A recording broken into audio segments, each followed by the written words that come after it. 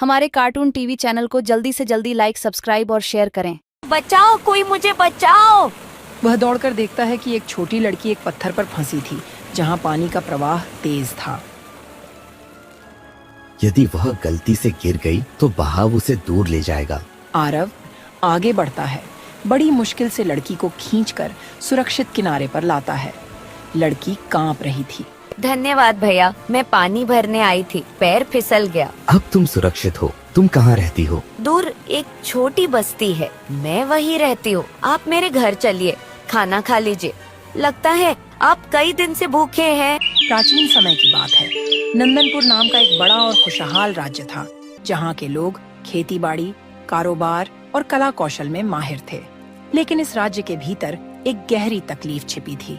बरसों से राज्य के दो हिस्सों के बीच आपसी दुश्मनी और नफरत बनी हुई थी। उत्तर में उदयपाट और दक्षिण में सूर्यपाट नाम के दो इलाके थे, जहां आए दिन झगड़े और छोटी मोटी लड़ाइयां हो जाती थीं। राजा सुखदेव इन लगातार होते विवादों से बहुत परेशान थे। वह चाहते थे कि पूरे राज्य में शांति हो, लोग प्यार से रहें, पर उनकी सारी कोशिशें बेकार साबित हो रही थीं। राजमहल में एक पुरानी कहानी प्रचलित थी कि जब राज्य के पहले राजा महाराज राम विजय का दौर था, तब एक जादुई तलवार बनाई गई थी, अखंड सुदर्शन तलवार, जो राज्य में मेल जोल और शांति बनाए रखती थी। जब तक वह तलवार सही सलामत थी, राज्य में कभी झगड़े नहीं हुए। लेकिन एक भयानक जंग के दौरान वह तलवार टूट गई और तब से लोगों के बीच आपसी दुश्मनी बढ़ती चली गई। यह कहा जाता था कि अगर कोई उस टूटी तलवार के टुकड़ों को फिर से जोड़ दे तो तलवार की जादुई ताकत वापस आ जाएगी और राज्य में फिर से प्यार और भाईचारा लौट आएगा। उस तलवार की धातु में ऐसी अनोखी शक्ति थी जिसे केवल वही इंसान फिर से जोड़ सकता था, जिसके दिल में ज्ञान, समझ, त्याग और प्रेम की रोशनी जलती हो। उसी राज्य के एक छोटे से गांव कांजलपुर में एक जवान लोहार आरव रहता था। आरव बेटे, सुना है कि दरबार में फिर झगड़ा बढ़ रहा है। उत्तर और दक्षिण के लोग एक दूसरे से दुश्मनी करते हैं, कभी सामान देना बंद कर देते हैं तो कभी रास्ते बंद कर देते हैं। हाँ, बाबा सुखदेव भी बहुत चिंतित हैं, पर कोई उपाय नहीं मिल रहा। कहते हैं कि टूटी तलवार को जोड़ दो तो शांति आ जाएगी, पर भला यह कौन करे? मैंने सुना है कि तलवार जादुई है और उसे जोड़ने के लिए कोई अद्भुत गुण चाहिए। मुझे पता नहीं मैं कर पाऊंगा या नहीं, पर मैं कोशिश करना चाहता हूँ। अरे भाई, तुम यह क्या सोच रहे हो? तुम एक साधारण लोहार हो। बड़े बड़े लोहारों ने कोशिश कर ली, लेकिन सब असफल रहे। भला तुम क्या कर पाओगे? बेटा, हमें अपने जीवन में किसी को हल्के में नहीं लेना चाहिए। कभी कभी हमारे कार्टून टीवी चैनल को जल्दी से जल्दी लाइक, सब्सक्राइब और शेयर करें। तुम्हारा मन कहता है तो प्रयास जरूर करना। जी बाबा जी, मैं दरबार जाकर अनुमति मांगूंगा। कम से कम कोशिश तो करूंगा। आरव राजमहल में जाता है, तभी सैनिक उसे रोकते हैं। रुको, तुम कौन हो और यहाँ क्यों आए हो? मैं आरव हूँ, कांजलपुर का लोहार हूँ। मुझे महाराज से भेंट करनी है। मैं टूटी तलवार के बारे में बात करना चाहता हूँ। टूटी तलवार? उसे तो बड़े बड़े लोहार और जादूगर और महान शक्तिशाली ऋषि मुनि नहीं जोड़ पाए, तो तुम उसके बारे में क्या जानने आए हो? तुम्हें उससे क्या लेना देना? चले जाओ यहाँ से, नहीं तो तुम्हें बंदी बना लिया जाएगा और कारागार में डाल दिया जाएगा। मैं कोशिश करना चाहता हूँ उसे जोड़ने की। थोड़ी देर बाद एक मंत्री बाहर आता है। चलो अंदर, महाराज स्वयं सुनेंगे तुम्हारी बात। आरव मंत्री के साथ अंदर जाता है। दरबार में महाराज सुखदेव सिंहासन पर बैठे थे। रानी पद्मिनी पास में खड़ी थी। कहो युवक, तुम्हारी आंखों में जिज्ञासा है, इच्छा है, तुम क्या कहना चाहते हो? महाराज, मैंने सुना है कि अखंड सुदर्शन तलवार टूटी पड़ी है, उसे जोड़ने से शांति लौटेगी। मैं लोहार हूँ, मैं उसे जोड़ने की कोशिश करना चाहता हूँ। आरव को इतना कहते ही सभी लोग असमंजस पे पड़ जाते हैं कि यह साधारण लड़का तलवार को कैसे जोड़ पाएगा। आरव इस कार्य में बड़े बड़े विफल हुए हैं, तुम में ऐसा क्या है जो तुम्हें सफल करेगा? मुझे नहीं पता महाराज, पर मैं यह जानता हूँ कि मैं अपनी संपूर्ण निष्ठा, समर्पण और प्रेम इस कार्य में लगा दूंगा। हमारे राज्य को शांति चाहिए और मुझे लगता है कि कोई न कोई रास्ता जरूर निकलेगा। राजन, तुम्हारी बातें सुनकर प्रसन्नता हो रही है। कम से कम तुम प्रयास करने के लिए सोच तो रहे हो। तो ठीक है, तुम्हें अनुमति है। तलवार के दोनों खंड हमने महल के गुप्त कक्ष में सुरक्षित रखे हैं, लेकिन याद रहे यह सरल नहीं होगा। तलवार में प्राचीन जादुई ऊर्जा है, उसे जोड़ने के लिए सिर्फ हथौड़ा और आग पर्याप्त नहीं। तुम्हें एक यात्रा पर निकलना होगा। 3 वस्तुएं खोजनी होंगी जो तलवार के धातु को पुनर्जीवित करेंगी। यह 3 वस्तुएं आज तक कोई नहीं ला पाया। कैसी वस्तुएं हैं महाराज? पहली वस्तु निर्मल जल बूंद जो उत्तर की पहाड़ियों में बहने वाली एक झरने से मिलती है। वह झरना मानव की करुणा से प्रकट होता है। दूसरी वस्तु सत्य का धातु कण जो दक्षिणी मरुस्थल के अंत में स्थित एक प्राचीन खदान में मिलता है। तीसरी वस्तु त्याग की अग्नि जो एक दूरस्थ जंगल के साधु के आश्रम में जागृत होती है, जहाँ अपने प्रिय को त्याग कर अग्नि प्रज्वलित करनी पड़ती है। अगर तुम यह तीनों वस्तुएं ला सको तो हम तलवार तुम्हें देंगे। तुम अपनी कला आजमा सकते हो। आरव प्रणाम करता है और दरबार से निकलकर उत्तर की ओर यात्रा पर चल पड़ता है।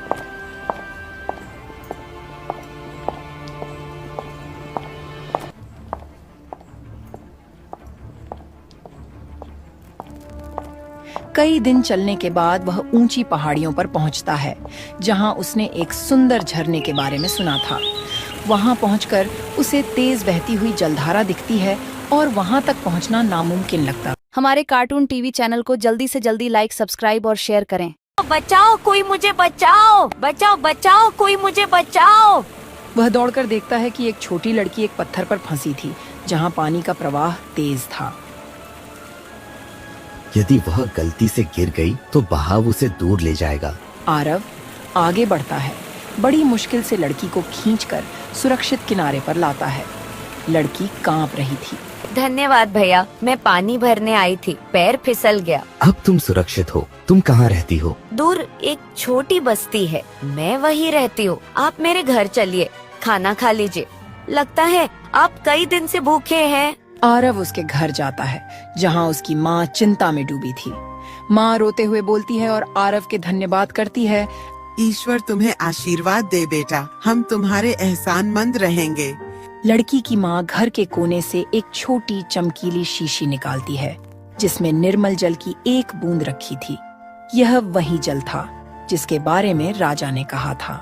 मैं जानती हूँ कि तुम उस निर्मल जल बूंद की तलाश में हो। इस पहाड़ी पर ऐसा जल मिलता है, पर केवल उस व्यक्ति को मिलता है जो सहानुभूति दिखाए। तुमने मेरी बेटी की जान बचाई, अपने लक्ष्य को भुलाकर पहले उसे बचाया। यही करुणा की निशानी है। यह लो वह निर्मल जल बूंद। यह तुम्हारी पहली वस्तु है। इसके लिए बहुत राजा महाराजा यहाँ आए, लेकिन कोई इसे प्राप्त नहीं कर सका। आरव हैरान होकर शीशी ले लेता है।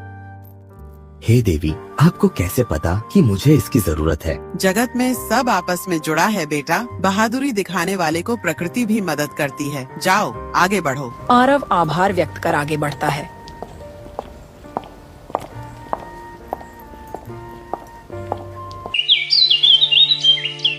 कई दिन की यात्रा के बाद आरव दक्षिण की ओर बढ़ता है। धूप तेज थी, वह हिम्मत नहीं हारता। धीरे धीरे आगे बढ़ता है। तभी उसे एक वृद्ध यात्री मिलते हैं, जिनके होंठ सूखे थे। वे थककर जमीन पर बैठे थे। बेटा, थोड़ा पानी है क्या तुम्हारे पास? बहुत जोर से प्यास लगी। अगर पानी नहीं मिला तो मैं यही तड़प तड़प कर मर जाऊंगा। बाबा, मेरे पास तो पानी नहीं है, मगर मैं आपको ऐसे नहीं छोड़ूंगा। मैं अभी पानी की तलाश करता हूँ, आप कुछ देर रुकिए। आरव पानी की तलाश करता है, मगर उसे कहीं भी पानी नजर नहीं आता है।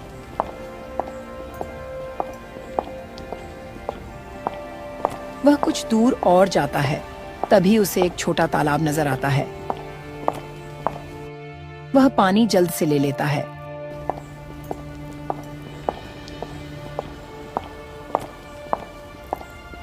और बूढ़े बाबा के पास जाता है तो देखता है कि बाबा प्यास की वजह से बेहोश हो चुके थे। वह बाबा हमारे कार्टून टीवी चैनल को जल्दी से जल्दी लाइक, सब्सक्राइब और शेयर करें। धन्यवाद पुत्र, तुम सत्य के मार्ग पर हो। बाबा, आप कौन हो और आप इस पीरान पहाड़ी इलाका में आप क्या करने आए हो? मैं इस मरुस्थल का रखवाला हूँ। तुम सत्य का धातुकण ढूंढने आए हो जो गहरी खदान में मिलता है, लेकिन खदान का दरवाजा खुलने से पहले तुम्हें सत्य की परीक्षा पास करनी होगी। हाँ बाबा, मैं इसके लिए तैयार हूँ। हाँ तो बताओ, क्या तुमने कभी निस्वार्थ से काम किया है? क्या तुमने कभी अपने मन में झूठ पालकर किसी को चोट पहुँचाई? आरव सोच में पड़ जाता है और कुछ देर बाद बोलता है, मैं संपूर्ण सत्यवादी होने का दावा नहीं करता। बचपन में मैंने एक बार झूठ बोला था। अपने मित्र के पकवान खा लिए और उस पर इल्जाम लगा दिया था, पर उस गलती के बाद मैंने सत्य अपनाया मित्र से क्षमा मांगी और तब से कभी झूठ नहीं बोला। सत्य यह नहीं कि कभी गलती न की हो, सत्य यह है कि गलती कबूल कर सुधरने का साहस रखो। तुमने अपना बीता झूठ स्वीकार किया, यह तुम्हारी सत्यनिष्ठा का प्रमाण है। जाओ, दक्षिणी मरुस्थल के अंत में तुम्हें एक छोटी पहाड़ी दिखेगी, वहाँ पुरानी खदान है, तुम्हें धातुकण वहीं मिलेगा। बूढ़े व्यक्ति वहाँ से गायब हो जाते हैं। आरव आगे बढ़ता है और खदान तक पहुंचता है।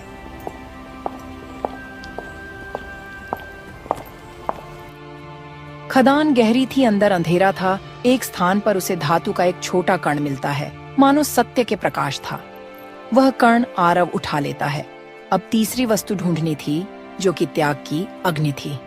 यह पश्चिम के जंगल में एक साधु के आश्रम में मिलती थी। वह पश्चिम की ओर बढ़ता है, कई दिन सफर करता है। वह एक साफ जगह पहुंचता है, जहां एक छोटी कुटिया और साधु दिखाई देते हैं, जो गहरी धुन रमाए आंखें बंद करके बैठे थे। स्वामी जी, मैं त्याग की अग्नि लेने आया हूँ। तलवार जोड़कर राज्य में शांति लाना चाहता हूँ। साधु आंखें खोलते हैं, उनका चेहरा खुशी से भरा था। अच्छा, त्याग की अग्नि चाहिए? आसान नहीं। त्याग की अग्नि तब जलती है जब कोई व्यक्ति अपने प्रिय चीज का त्याग करे। मेरे पास कीमती कुछ नहीं है स्वामी जी, मैं साधारण लोहार हूँ। मेरे पास बस मेरे औजार, मेरा हथौड़ा, मेरी बिलौरी पत्थर है, जिस पर मैं धातु गर्म करता हूँ। सब साधारण है। अपने हृदय को टटोलो। ऐसी कौन सी वस्तु है जो तुम्हारा अत्यंत प्रिय है? आरव सोचता है। उसे अपनी माँ द्वारा दी गई एक पुरानी अंगूठी याद आती है, जो वह हमेशा अपने पास रखता था। वह अंगूठी उसकी माँ की अंतिम निशानी थी। उसकी माँ बचपन में ही चल बसी थी और इस अंगूठी को देखकर उसे माँ की याद आती थी। आरव मन में दर्द महसूस करता हुआ, मेरे पास मेरी माँ की दी हुई एक अंगूठी है, यह मेरी माँ की अंतिम निशानी है। हमारे कार्टून टीवी चैनल को जल्दी से जल्दी लाइक, सब्सक्राइब और शेयर करें। त्याग कर सको तो अग्नि प्रकट होगी। आरव की आंखें नम हो जाती हैं। माँ की यादों से भरी अंगूठी त्यागना सरल नहीं था, पर राज्य का हित बड़ा था। हजारों लोगों की शांति इससे जुड़ेगी। वह धीरे से अंगूठी निकालता है और साधु के सामने रख देता है। माँ, मुझे माफ करना, पर यह त्याग जरूरी है। अचानक एक चमत्कार होता है। कुटिया के सामने जमीन पे एक छोटा अग्निकुंड प्रकट होता है, जिसमें सुनहरी ज्वालाएं उठती हैं। यह त्याग की अग्नि थी। साधु मुस्कुराते हैं, अंगूठी अग्नि में लुप्त हो जाती है। अग्नि अब तुम्हारी है, आगे बढ़ो पुत्र। त्याग की अग्नि से ही तलवार का जुड़ाव संभव होगा। आरव अग्नि को एक छोटी जादुई कटोरी में कैद कर लेता है, जो साधु ने उसे दी। मन भारी था, पर कर्तव्य की भावना प्रबल थी। तीनों वस्तुएं, निर्मल जलबूंद, धातु कण, त्याग की अग्नि लेकर आरव लंबी यात्रा के बाद नंदनपुर लौटता है।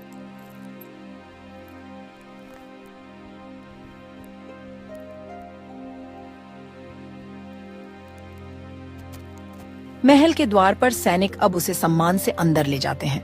राजा आश्चर्य और खुशी से बोले, आरव, तुम सफल हो गए। सचमुच लाए हो वो तीनों वस्तुएं। मुझे तो जरा भी विश्वास नहीं हो रहा है। आज मैं कितना खुश हूँ, यह मैं तुम्हें बता नहीं सकता। दरबारियों के सामने आरव शीशी में निर्मल जलबूंद दिखाता है। अद्भुत! ये सारी वस्तुएं जुटाकर तुमने कमाल कर दिया बेटा। मंत्री, अब हमें तलवार के 2 खंड लाने होंगे। महाराज इशारा करते हैं। सैनिक गुप्त कक्ष से टूटे हुए तलवार के टुकड़े लाते हैं। तलवार एक बार स्वर्ण जैसी चमकती है। महाराज, मैं अपने लोहार खाने में इसे जोड़ना चाहूँगा, जहाँ मैं सहज महसूस कर सकूं। बिल्कुल, हम तुम्हारे साथ चलेंगे और देखेंगे कि तुम इस तलवार को कैसे जोड़ते हो। कांजलपुर के छोटे लोहार खाने में जाते हैं, जहाँ आरव काम करता था।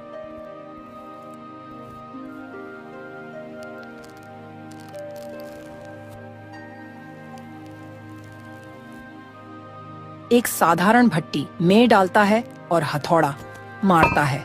महाराज, रानी, मंत्री पास खड़े देखते हैं। गांव वाले भी एकत्र थे। सब उत्सुकता से देख रहे थे कि क्या होगा। आरव हथौड़ा उठाकर धातु पर चोट करता है।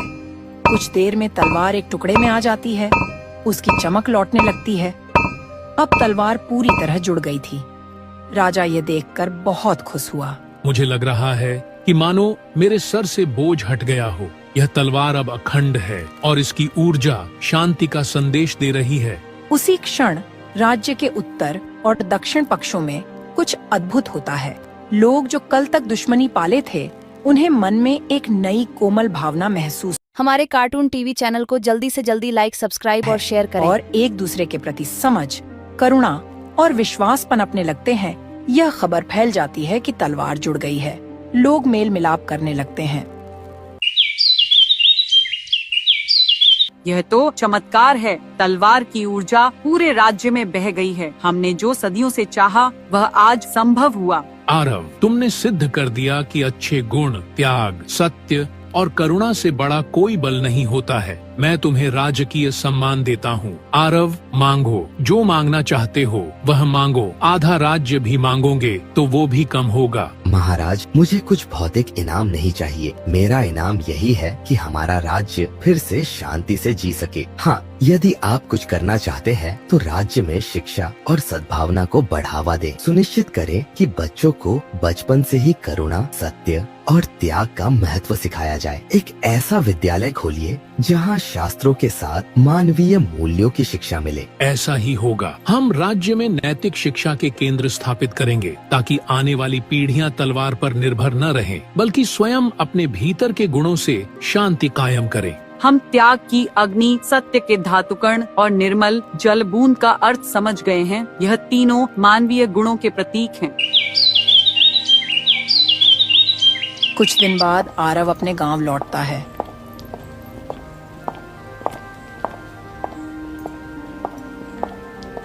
गांव के लोग उसका स्वागत करते हैं। बेटे, तूने बताया कि हथौड़े की ताकत से नहीं, हृदय की शक्ति से असंभव और संभव होता है। राज्य में शांति के लिए हम सब तेरा आभार मानते हैं। मैंने कुछ खास नहीं किया, बस कोशिश की, सही राह पर चला और मार्ग में जो परीक्षाएं आईं, उन्हें पार किया। गांव वाले आरव की बात सुनकर बहुत खुश हुए और सभी गांव के लोग खुशी खुशी अपना जीवन बिताने लगते हैं। यह कहानी हमें सिखाती है कि असली ताकत हथियारों या ताकत में नहीं, बल्कि करुणा, सत्य और त्याग जैसे अच्छे गुणों में होती है। चाहे समस्या कितनी भी बड़ी हो, अगर इंसान इन गुणों को अपनाए तो वह टूटे रिश्तों को सुधार सकता है, दुश्मनी खत्म कर सकता है और समाज में शांति ला सकता है। सच और प्यार की ताकत किसी भी जादुई तलवार से ज्यादा होती है, क्योंकि यह दिलों को बदल देती है। इस कहानी का मतलब यही है कि जब हम अपने स्वार्थ से ऊपर उठकर सबके भले के लिए जीते हैं, तब हम नामुमकिन चीजें भी मुमकिन बना सकते हैं।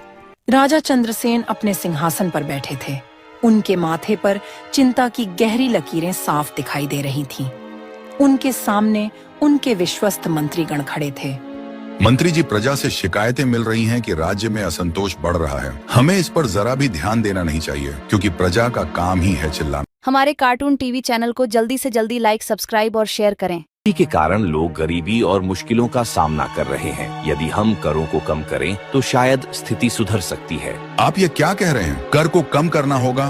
नहीं नहीं, ये नहीं हो सकता है। कम कर करने के चक्कर में खजाना खाली हो जाएगा। हमें अपने राज्य की सुरक्षा और समृद्धि के लिए धन की आवश्यकता है। महाराज, आप सही कह रहे हैं। हमारे पड़ोसी राज्य हमें निगाह में रखे हुए हैं। हमें अपनी सेना को मजबूत करने के लिए धन चाहिए। राजा चंद्रसेन की कंजूसी और धन की लालसा ने उन्हें प्रजा की वास्तविक समस्याओं से दूर कर दिया था। महल के एक सजे सजाए कक्ष में रानी सुमित्रा चिंतित मुद्रा में बैठी थीं। उनके चेहरे पर दया और करुणा के भाव स्पष्ट थे। तभी राजकुमार अर्जुन अंदर आते हैं। माँ, मैं पिताजी से बात करके आया हूँ। वे प्रजा की पीड़ा को समझने को तैयार ही नहीं है। बेटा, तुम्हारे पिताजी को धन और शक्ति का मोह हो गया है, लेकिन हमें धैर्य रखना होगा। शायद कोई रास्ता निकल आए। माँ, मैं कुछ करना चाहता हूँ जिससे प्रजा की मदद हो सके। बेटा, तुम्हारा हृदय दयालु है, लेकिन ध्यान रखना कि तुम अपना कदम सोच समझकर किसी भी काम में कदम रखना होगा। सोनपुर के गांव में एक बड़ी चबूतरे पर लोग एकत्रित थे। उनके चेहरे पर निराशा और चिंता के भाव था। किसान रामू, जो गांव का मुखिया था, भाइयों और बहनों, हमारी हालत दिन ब दिन बिगड़ती जा रही है। करों का बोझ इतना बढ़ गया है कि हम अपने परिवार का पेट भी नहीं भर पा रहे हैं। मुखिया जी, मैंने सुना है कि जंगल में एक महान साधु रहते हैं जो असंभव को संभव कर सकते हैं। शायद वे हमारी मदद कर सकते हैं। क्यों ना हम उनके पास जाकर कुछ मदद मांगे? हाँ, मैंने भी उनके बारे में सुना है। कहते हैं कि उनके पास जादुई शक्तियाँ हैं। वह हमारी कुछ मदद कर सकते हैं। लेकिन वह जंगल तो बहुत खतरनाक है, वहाँ जाना सुरक्षित नहीं होगा। यदि हम कुछ नहीं करेंगे तो हमारी दशा और भी खराब हो जाएगी। मुझे लगता है हमें कुछ और प्रयास करना चाहिए। प्रजा ने एकजुट होकर साधु देवदत्त से मिलने का निर्णय किया। गांव के कुछ लोग जंगल जाते हैं, जहां घना जंगल, जहां सूरज की किरणें भी मुश्किल से पहुंचती थीं।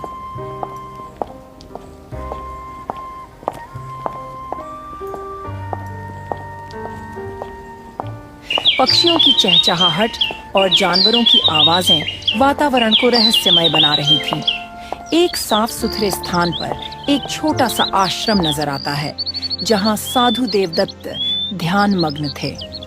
प्रजा के प्रतिनिधि सावधानी से आगे बढ़ते हैं। वह लोग धीरे धीरे साधु के पास जाते हैं। तभी साधु देवता ने आंखें खोलते हैं और मुस्कुराकर प्रजा की ओर देखते हैं।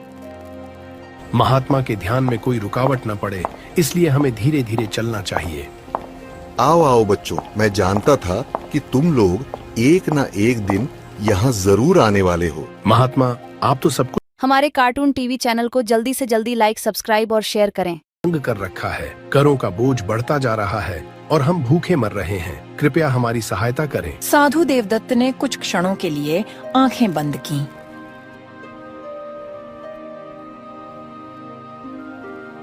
फिर बोले, देखो, गांव के लोग समस्या गंभीर है, लेकिन समाधान भी है।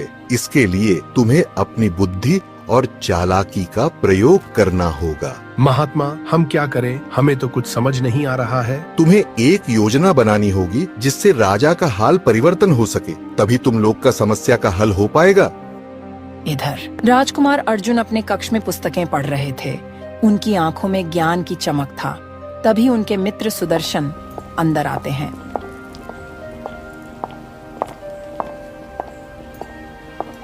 राजकुमार, मैंने सुना है कि गांव के लोग किसी साधु से मिलने गए हैं। ये अच्छी बात नहीं है। अगर प्रजा असंतुष्ट है तो राज्य में विद्रोह हो सकता है। राजकुमार, हमें कुछ करना चाहिए, नहीं तो सब बर्बाद हो जाएगा। हाँ, मैं सोच रहा हूँ कि पिताजी से फिर से बात करूँ, लेकिन वे मेरी बात नहीं सुनते हैं। इधर गांव के लोग गांव में वापस आने के बाद एक योजना बनाई। उन्होंने अफवाह फैलाई कि महल के बगीचे में रात के समय एक रहस्यमयी परी प्रकट होती है जो मन की इच्छाएं पूरी करती है। यह बात धीरे धीरे महल तक पहुंच गई। ये तुम क्या कह रहे हो? ये तो बहुत अच्छा है। अगर यही बात है तो मैं उससे बहुत सारा धन मांगूंगा। यह अफवाह प्रजा ने जानबूझकर फैलाई थी ताकि राजा का ध्यान आकर्षित हो और उन्हें सही मार्ग दिखाया जा सके। अगली रात को चांदनी की हल्की रोशनी में महल का बगीचा और भी सुंदर लग रहा था। फूलों की खुशबू वातावरण को महका रही थी। राजा चंद्रसेन अपने कक्ष में बेचैन होकर टहल रहे थे। क्या सच में बगीचे में कोई परी आती है? यदि यह सच है तो मुझे उससे मिलना चाहिए। वे बगीचे में जाते हैं।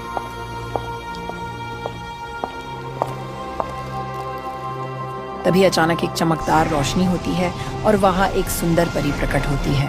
स्वागत है महाराज, मैं आपकी सहायता करने आई हूँ। तुम कौन हो? क्या तुम सच में परी हो? मुझे विश्वास नहीं हो रहा है। हाँ, मैं धन और समृद्धि की देवी हूँ। यदि आप प्रजा की भलाई करेंगे तो मैं आपको अपार धन दूंगी। अरे परी महारानी, आप मुझे बहुत सारा धन दे देती तो बहुत अच्छा रहता। महाराज, सच्ची समृद्धि तब मिलती है जब प्रजा खुश होती है। यदि आप उनका दुख दूर करेंगे तो मैं आपको ऐसा खजाना दूंगी जो कभी खाली नहीं होगा।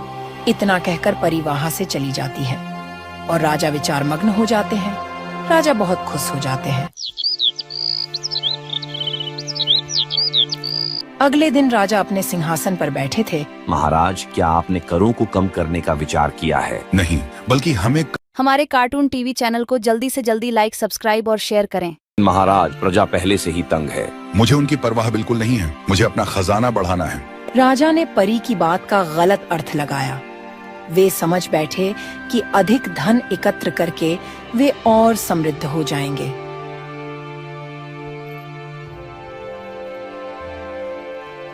कुछ दिन बाद साधु देवदत्त महल में प्रकट होते हैं। उनके चेहरे पर गंभीरता था।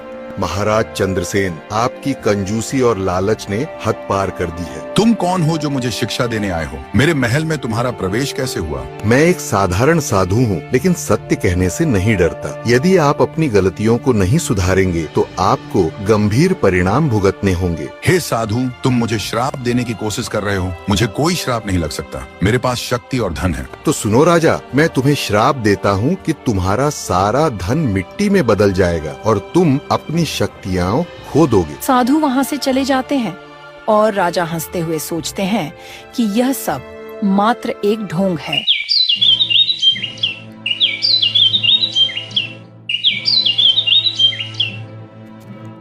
कुछ दिन बाद राजा अपने खजाने में जाते हैं, जहाँ सोना चांदी के ढेर लगे हुए थे, लेकिन उन्हें देखकर वे स्तब्ध रह जाते हैं।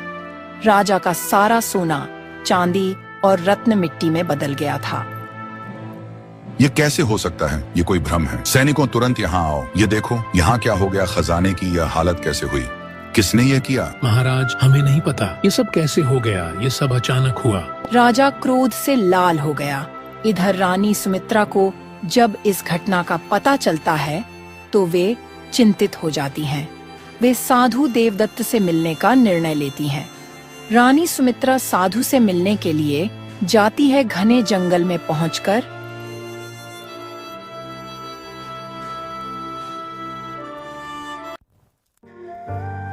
वे साधु के सामने विनम्रता से क्षमा मांगती हैं। महात्मा, कृपया मेरे पति को माफ कर दें। वे लालच में आकर गलतियां कर बैठे हैं। रानी, आपका हृदय दयालु है, लेकिन राजा को अपनी गलतियों का एहसास खुद करना होगा। महाराज, क्या कोई तरीका है जिससे मैं अपने स्वामी का मदद कर सकूं? यदि आप परी बनकर उनके हृदय परिवर्तन में सहायता करें तो उनका श्राप समाप्त हो सकता है। जी महाराज, मैं इसके लिए तैयार हूँ। साधु देवदत्त अपने मंत्रों से रानी को एक सुंदर परी में बदल देते हैं, जिनके पास जादुई शक्तियां होती है। इधर राजा चंद्रसेन अपने धन को वापस पाने के लिए बेचैन हो जाते हैं। वे महल छोड़कर जंगल की ओर निकल पड़ते हैं, यह सोचकर कि शायद कहीं और से धन प्राप्त हो जाए। जंगल में भटकते हुए वे थक कर बैठ जाते हैं। हमारे कार्टून टीवी चैनल को जल्दी से जल्दी लाइक, सब्सक्राइब और शेयर करें। मिट्टी में बदल गया। अब मैं क्या करूं? वह बैठे थे कि उन्हें एक झरने की आवाज सुनाई देती है। वे उस दिशा में बढ़ते हैं।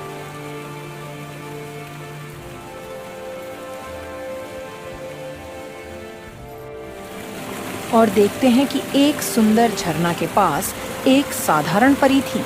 क्या ढूंढ रहे हो राजन? तुम बहुत दुखी नजर आ रहे हो। मैं अपने खोए हुए धन को वापस पाना चाहता हूँ। राजन, मैंने तुम्हें उस दिन बोली थी ना कि आप अपने प्रजा का भलाई करो, लेकिन तुमने नहीं माना। धन से अधिक मूल्यवान कुछ और भी है। क्या आपने कभी अपने हृदय की आवाज सुनी है? मैं कुछ समझा नहीं। जब तक आप अपने लालच और कंजूसी को नहीं त्यागेंगे, तब तक आपको शांति नहीं मिलेगी। परी इतना कहकर वहाँ से गायब हो जाती है।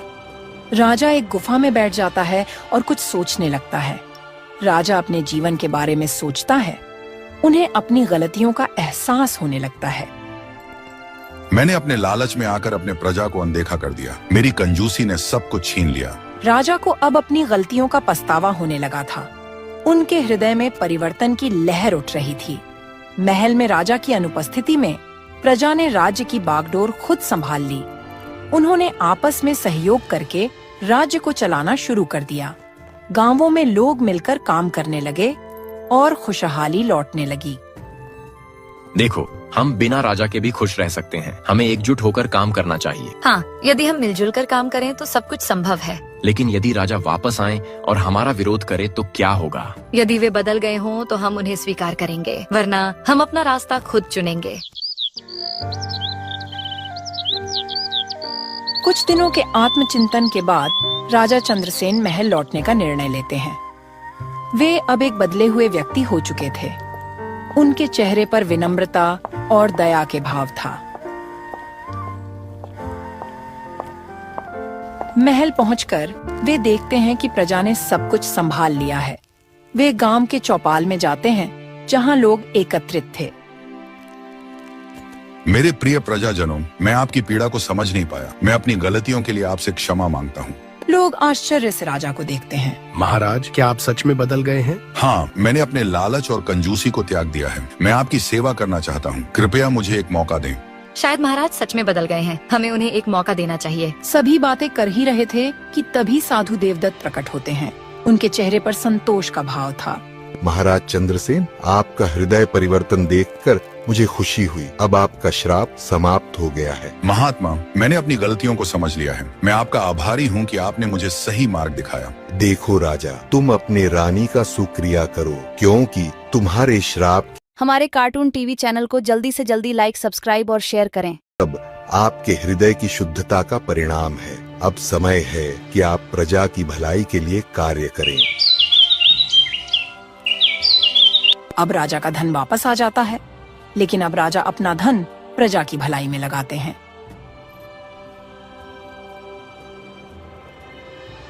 राजा और रानी मिलकर राज्य के विकास के लिए कार्य करना शुरू करते हैं। नए स्कूल, अस्पताल और सड़कों का निर्माण करते हैं। करों को कम किया जाता है और व्यापार को बढ़ावा दिया जाता है। पिताजी, मैं आप पर गर्व महसूस कर रहा हूँ। आपने राज्य को नई दिशा दी है, जिससे राज्य के लोग खुशी खुशी रहेंगे। पुत्र, यह सब तुम्हारी माँ और प्रजा की वजह से संभव हुआ है। नहीं महाराज, यह आपके हृदय परिवर्तन का परिणाम है। हमारे महाराज अब सच में हमारे लिए सोच रहे हैं। हाँ, अब हमारा राज्य फिर से समृद्ध हो गया है। प्रिय प्रजा के लोगों, यह कहानी हमें सिखाती है कि सच्चा राजा वही है जो प्रजा की सेवा करे, न कि धन और शक्ति का दास बने। लालच और कंजूसी मनुष्य को विनाश की ओर ले जाता है, जबकि दया, प्रेम और त्याग से हम अपने जीवन को समृद्ध बना सकते हैं। मैं आप सबका आभारी हूँ कि आपने मुझे दूसरा मौका दिया। मैं वचन देता हूँ कि मैं हमेशा आपकी सेवा में तत्पर रहूंगा। हमारा परिवार और राज्य अब एक नई दिशा में अग्रसर होगा, जहां सभी खुश और समृद्ध होंगे। सोनपुर राज्य में फिर से खुशहाली लौट आई। लोग अपने कामों में व्यस्त हो गए। इस तरह सोनपुर की कहानी हमें सिखाती है कि जब राजा और प्रजा एकजुट होकर काम करते हैं तो कोई भी बाधा बड़ी नहीं होती। प्रेम, दया और समझदारी से हम किसी भी समस्या का समाधान कर सकते हैं।